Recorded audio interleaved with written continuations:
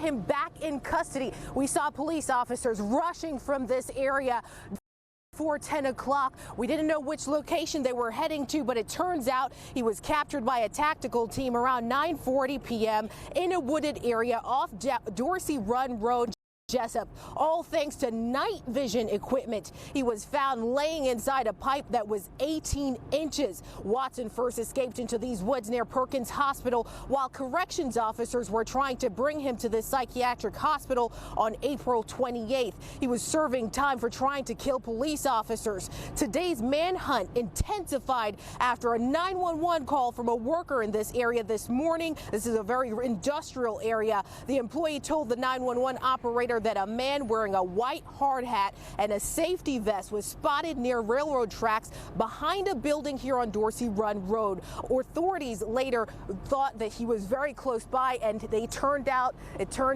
they were very much so correct. Watson was taken to Howard County Central Booking. Authorities expect to release more information on how they found him tomorrow morning at 9:30 in Ellicott City.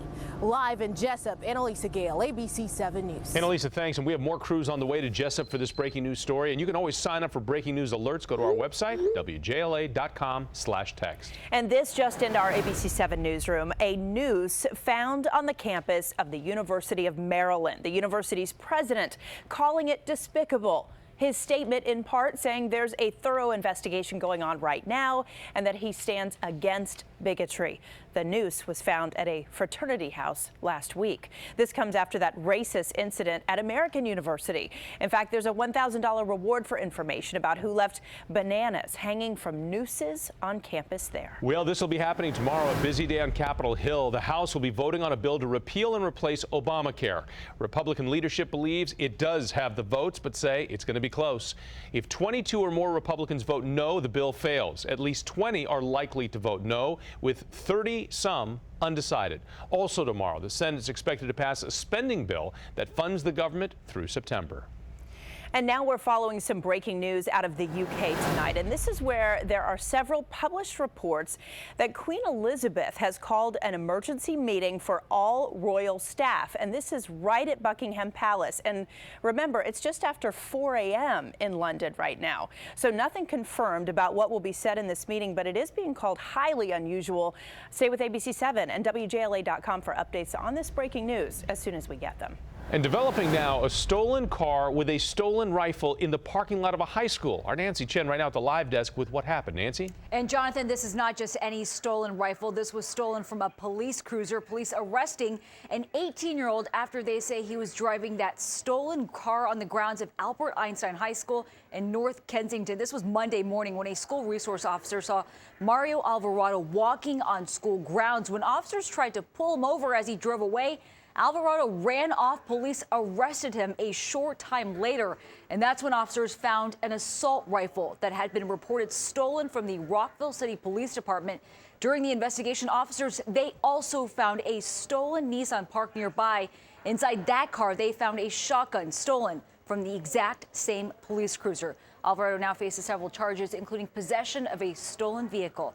At the live desk, Nancy Chen, ABC 7 News. Good that they got those guns back. Nancy, thanks. Happening right now. We're getting a look at now some stunning images of a fire at a daycare in Texas. Look at this. The good news, no one was inside. Nobody was hurt, but you clearly can see the flames shooting out of the building right next to the playground. The cause is under investigation. Wow. Well, new tonight, an organ donor found on social media. And as Jay Korf reports, old friends are now sharing a life-saving bond. We really can't do much. We're on, pretty tight restrictions. Until a few months ago, Kai Johns and Rob Harmon had not seen each other in nearly 20 years. Now Harmon is staying temporarily at Johns' home in Loudoun County as they recover together from an improbable surgery that defines service and sacrifice. In the end, we were all brothers and we would do anything for anyone in that unit. In their early 20s, they were paratroopers at Fort Bragg in North Carolina. Johns is now an engineer with Sprint. Harmon is still in the Army, a sergeant first class stationed in Georgia. They stayed in touch through Facebook, a connection that would prove life-saving.